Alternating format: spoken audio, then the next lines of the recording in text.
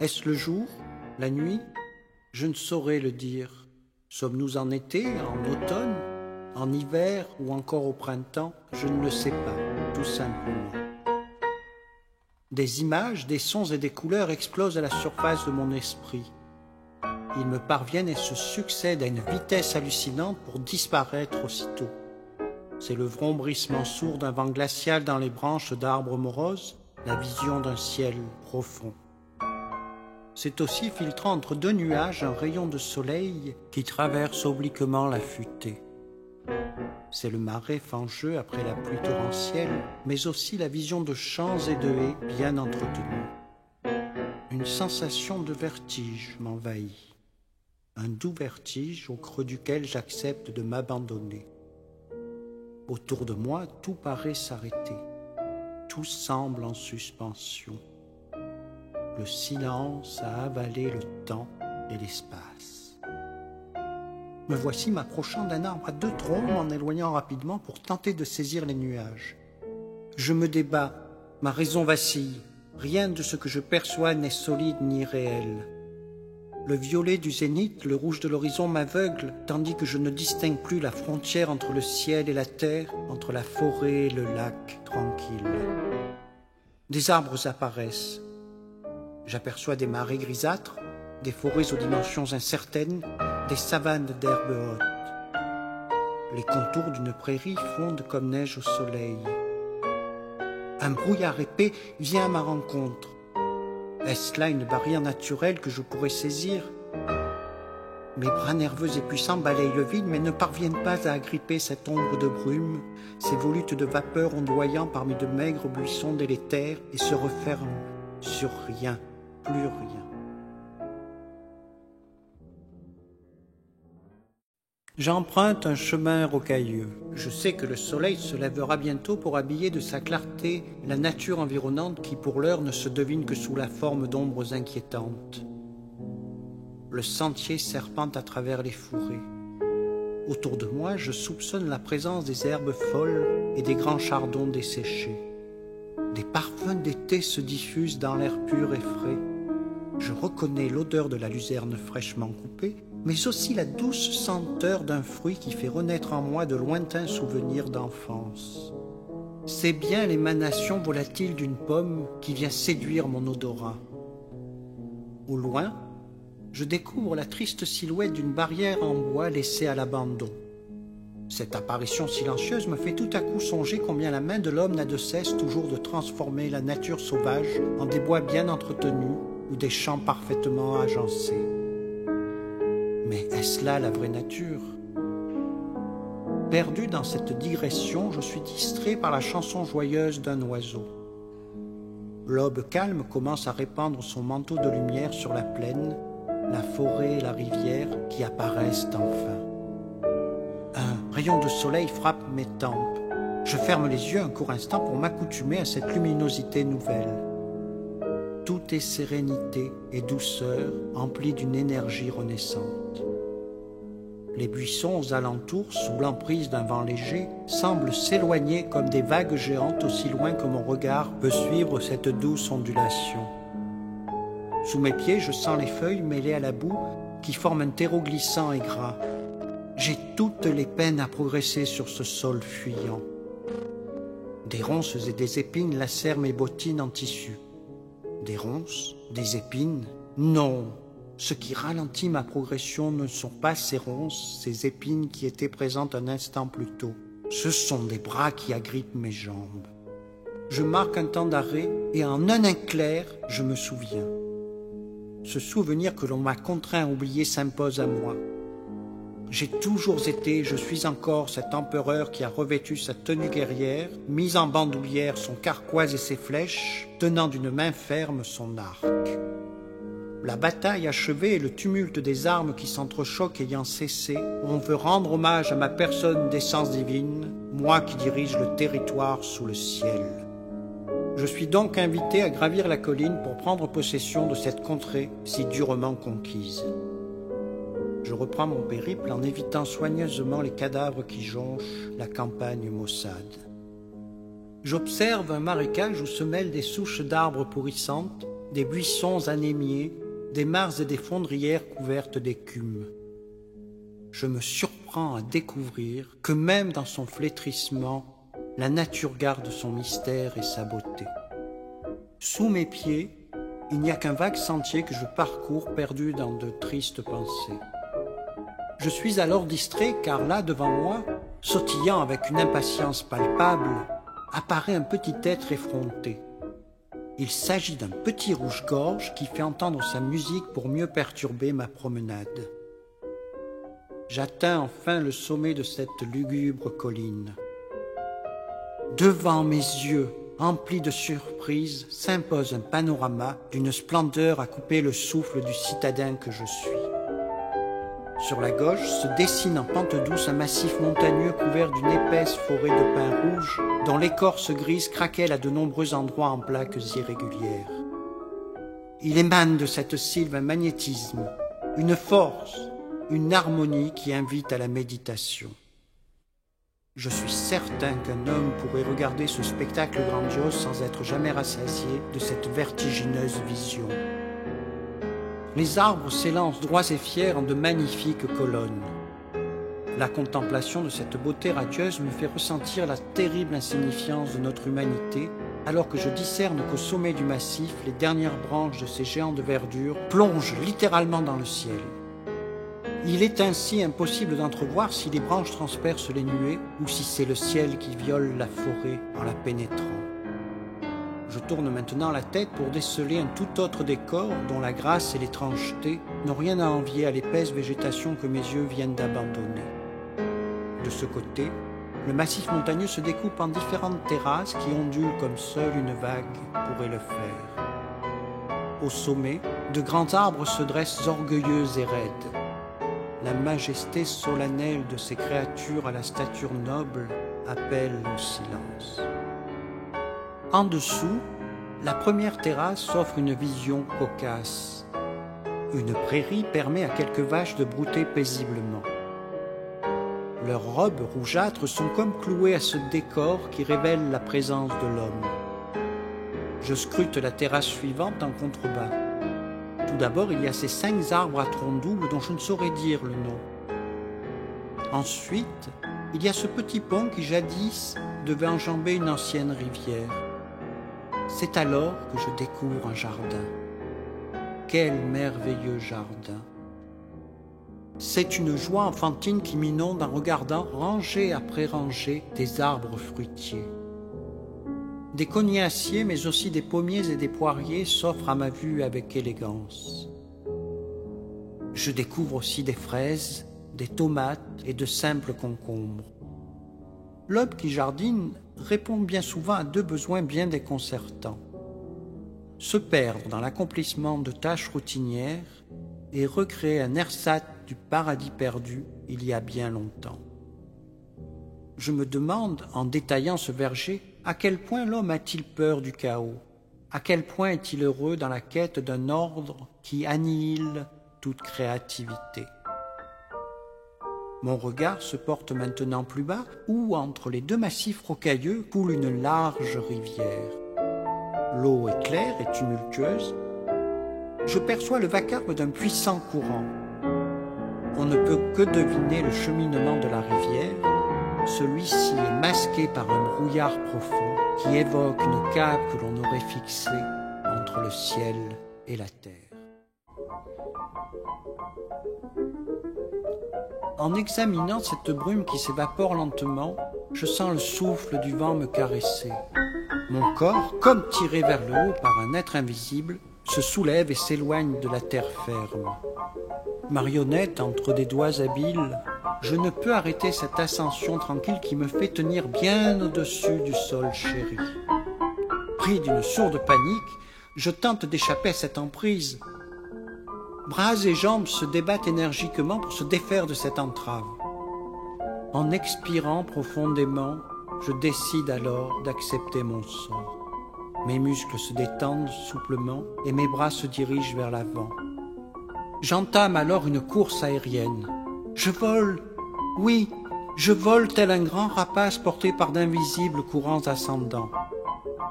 Des filaments d'une étonnante matière noire s'étendent comme pour confectionner un immense manteau de laine. Se concentrent d'immenses halos gazeux, s'éclairent ce que je pense être des étoiles, s'agencent d'épais courants de poussière.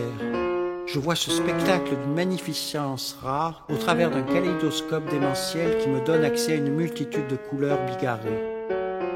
C'est le jaune éclatant d'un soleil, à moins que ce soit la blondeur d'un champ de blé. Surgissant d'un été ancien, le vert tendre d'un pâturage, le brun profond des mélèzes viennent caresser mon imagination.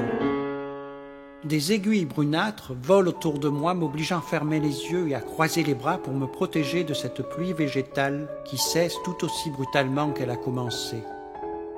J'interromps alors mon vol inattendu pour observer le paysage dont la splendeur a fait naître en moi un trouble profond.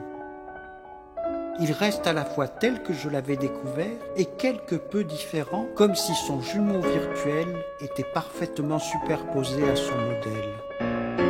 Je n'ai pas le temps de comprendre la portée de cette découverte, car je me déplace à nouveau rapidement et me rapproche d'un nuage dont la forme ramassée évoque de façon risible une petite chèvre ou un bouquetin.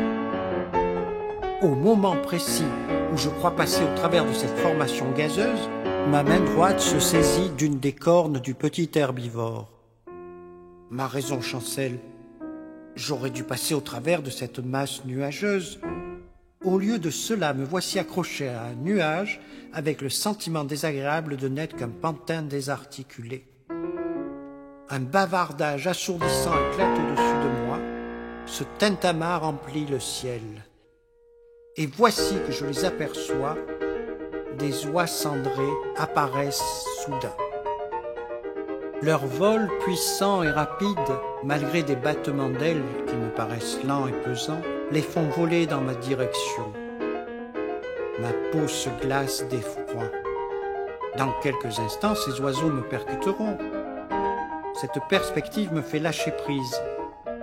Je tombe lourdement et au moment où je suis certain que 2 ou 3 de ces volatiles vont rentrer en contact avec moi, rien n'advient.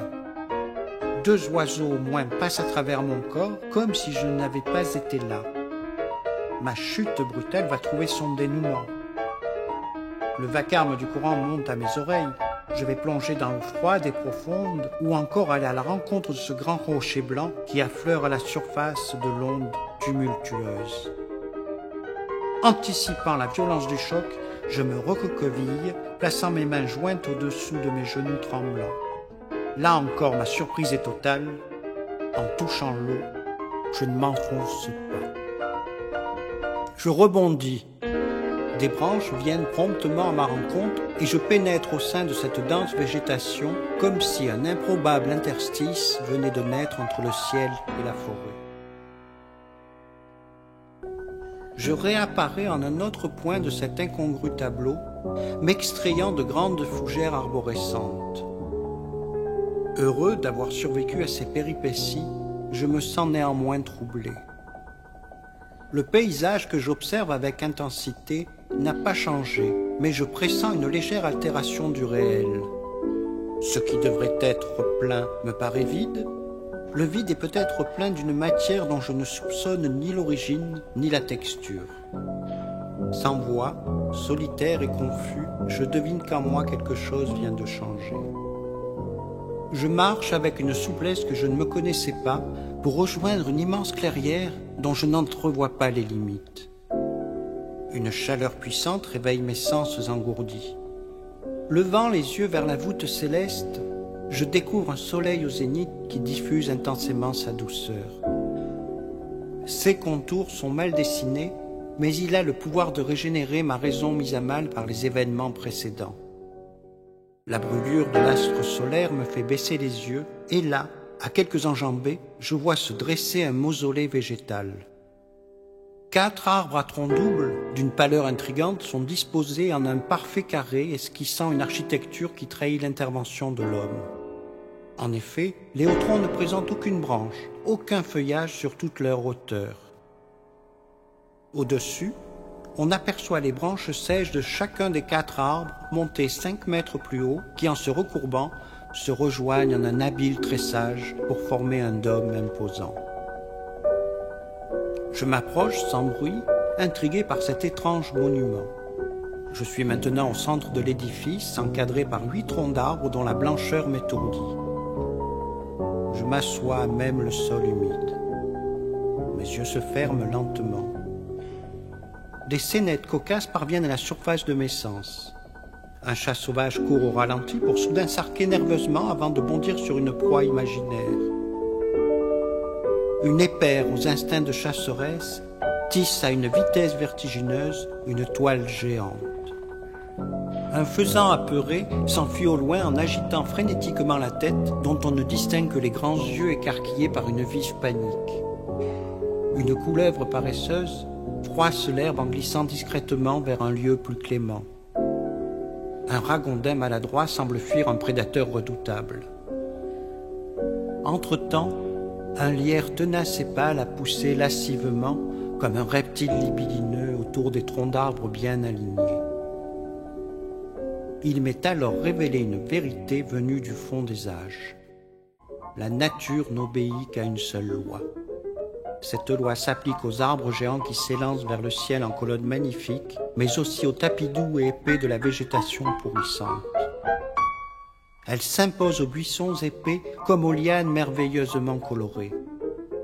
Il faut pousser, toujours pousser, ne faire que pousser, grimper, fuir l'obscurité et combattre pour croître et rejoindre la lumière. Tout végétal, qu'il soit rabougri ou luxuriant, pratique l'art de l'évasion hors de l'ombre triste. De la vulgaire ortie à la superbe rose, toutes se développent n'ayant qu'un seul but, atteindre un impossible ailleurs. Étourdi, je reprends peu à peu la maîtrise de mes pensées et je m'étonne d'être maintenant à califourchon sur une grande branche noire. J'ouvre lentement les yeux. Je ne suis plus directement en contact avec le sol, prenant appui sur un étrange cheval de bois. Je recule mes épaules et sens le frais contact du tronc du grand arbre qui m'a accueilli sur une de ses excroissances végétales. L'air est doux, mais ne possède plus la même chaleur qui m'obligeait à fermer les yeux. Ceux-ci viennent de se poser sur mes pieds nus qui pendent mollement dans le vide. Je ne reconnais pas ces pieds. Brusquement, je me souviens. Je suis à nouveau un enfant, cet enfant que j'ai toujours été, que je n'aurais jamais dû cesser d'être. Des visions d'été sans fin, de jeux endiablés et de rires joyeux me parviennent alors que je me balance indolent d'avant en arrière. Je relâche la tension de mes épaules et glisse à nouveau en arrière pour appuyer ma tête contre cette entité magique qui m'a offert l'hospitalité. Dès lors, mes pensées se figent comme la pierre prise dans la glace d'un hiver soudain. Je songe gravement à la mort. La grande roue du destin nous écrasera tous, tour à tour, tôt ou tard. Elle finira sa funeste besogne à un moment ou à un autre. C'est pourquoi il faut s'y préparer avec sagesse, nous qui nous agitons au sein d'affaires humaines bien futiles. Pensant à cela, je suis empli d'un sentiment de plénitude, appuyé contre un tronc d'arbre, faisant une pause salvatrice au sein de la noble puissance d'une grande forêt. Proche de celle-ci, l'âme peut s'éveiller pour appréhender le grand mystère de la vie. Un arbre, un vallon, nous offriront toujours l'opportunité de rêver aux grandes vertus de la vie naturelle, même si celle-ci nous paraît figée et austère. Cette vie au rythme des saisons nous fait accéder à une méditation calme qui régénère les équilibres et les énergies. La nature sera toujours un modèle à suivre. Je ressens le puissant magnétisme de la forêt et de l'arbre qui me donne, même pour un court instant, un refuge au doute qui m'assaille. Le calme qui règne alentour, l'harmonie qui se déploie dans l'atmosphère douce, les effluves apaisantes qui se diffusent subtilement, agissent tel un baume que l'on appliquerait sur les blessures d'une âme meurtrie. D'un bond souple, j'épouse à nouveau le sol tapissé de grandes fougères qui ont poussé dans un joyeux désordre. On dirait d'immenses méduses qui se seraient échouées dans les profondeurs de la forêt. Je marche à nouveau. le ciel s'est empli d'un bleu dur et intense. On pourrait croire qu'un magicien a tendu cette toile sur laquelle des étoiles semblent prisonnières. La nuit n'a pas encore répandu son long manteau de ténèbres. L'air est pur et frais, chargé d'une humidité qui était indécelable jusqu'alors. Une lune monte dans le ciel, décharnée et blême. Les lumières deviennent trompeuses et les ombres vacillantes ne permettent pas de voir clairement. 3 géants moroses sont dressés dans la clairière comme s'ils voulaient stopper ma progression. Ces arbres, dont les imposantes branches s'entrelacent au-dessus de la piste, sont pour moi comme un avertissement de ne plus avancer. Pour m'effrayer davantage, le jacassement sec et régulier de volatiles invisibles se fait entendre. Le vague sentier disparaît noyé dans les fleurs sauvages et les chardons touffus qui luisent d'un éclat blanchâtre sous l'astre lunaire. Je regarde fixement les 3 sentinelles de la nuit à venir. Ma peau ressent un froid intense, mes cheveux se hérissent. Une peur sourde s'empare de moi. Là, tapis dans l'ombre des 3 guerriers silencieux, une présence hostile m'épie. Elle attend avec impatience un mouvement, une réaction de ma part pour surgir hors de cette jungle sombre. Ai-je affaire à un grand rapace, un prédateur à 4 pattes, à un monstre mythologique? La seule certitude qui naisse en moi est que 2 yeux fixes et perçants attendent l'opportunité d'agir et de mettre en œuvre leur funeste dessein. M'attardant sur ces yeux brûlants de fièvre, je devine enfin ce qui est caché dans les grands arbres. Mes peurs, mes doutes, tels des chaînes invisibles, des liens inextricables, me font face et me terrifient. Les 3 arbres au ton rosé et orange les contraignent au silence et à l'inaction, mais dès que la nuit aura répandu son voile ténébreux, ils surgiront du feuillage touffu qui me fait face. Mes nerfs sont tendus à l'extrême, mon attention est à son comble. Et voici qu'une silhouette froisse devant elle les hautes herbes pour se frayer un passage et venir à ma rencontre. L'ombre qui marche sans hâte pour me rejoindre n'est autre qu'un double parfait de moi-même. Un autre moi, un jumeau sans nul doute, aux traits parfaitement semblables aux miens. Souriant et calme, il avance vers moi. Arrivé à ma hauteur, il saisit mes mains, avec dans ses yeux une bienveillance inattendue. Ses lèvres s'ouvrent lentement, et dans un murmure lâche ces quelques mots. « N'aie plus peur, tout va bien, accomplis ton destin. » Faisant demi-tour, il s'éloigne paisiblement, se noyant peu à peu dans la végétation sombre et brouillonne, à la rencontre de son avenir quel qu'il puisse être. Je tente de l'appeler. Aucun son ne sort de ma bouche. Je regarde mes mains qui se métamorphosent peu à peu en une brume verdâtre. Elles s'évaporent en frêles gouttelettes d'eau qui chutent dans l'herbe fraîche. Je disparais alors comme dévoré par la grande végétation plongée dans la pénombre, moi qui ne suis qu'un rêve de paysage.